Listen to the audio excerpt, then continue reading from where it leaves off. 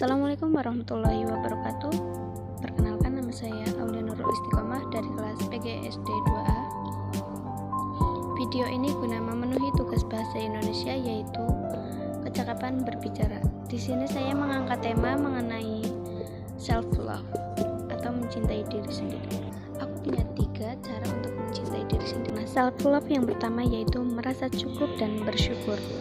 Semua orang memiliki masa lalu, entah itu menyakitkan, membahagiakan, ataupun memalukan, yang membuat kita insecure, yang membuat kita tertekan. Namun, kita harus bangkit dari semua itu.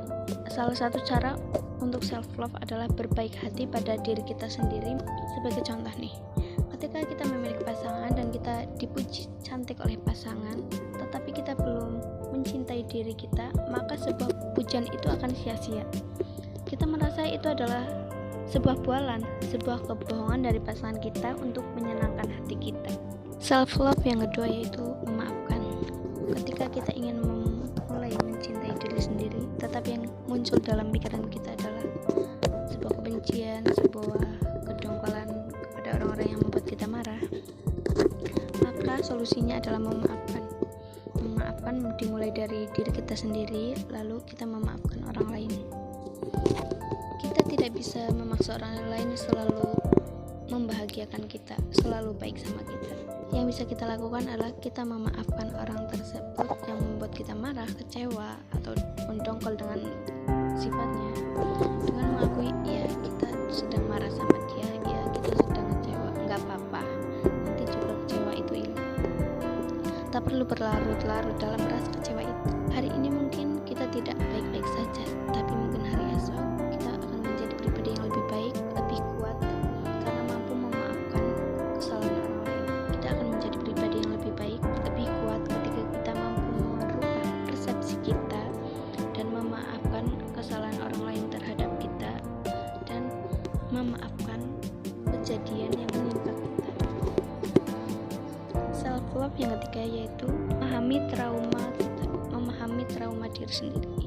Kita harus tahu apa sih yang membuat kita takut, apa sih yang membuat kita marah, apa sih yang membuat kita kecewa. Kita harus mengakui, menerima dan memaafkan itu untuk memahami diri sendiri dan untuk memahami orang lain.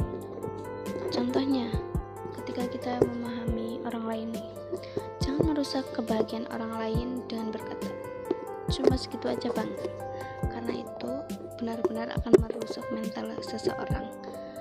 Dan ketika kita mengucapkan itu, berarti kita telah mengucapkan kata-kata yang menyakiti hati orang lain. Kenapa kok kita bisa menyakiti hati orang lain? Ibarat gini,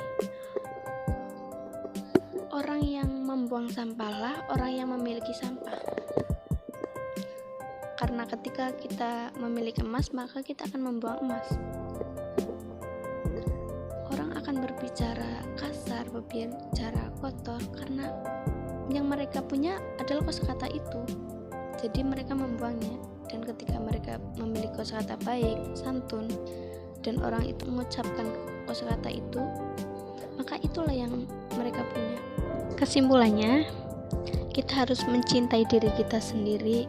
Kita harus menjaga diri kita sendiri. Karena Ali bin Abi Thalib pernah berkata, jangan ceritakan tentang dirimu kepada orang lain, karena yang mencintaimu tidak butuh itu, dan yang membencimu tidak percaya itu. Mungkin sekian yang dapat saya sampaikan, kurang lebihnya saya mohon maaf. Wassalamualaikum warahmatullahi wabarakatuh.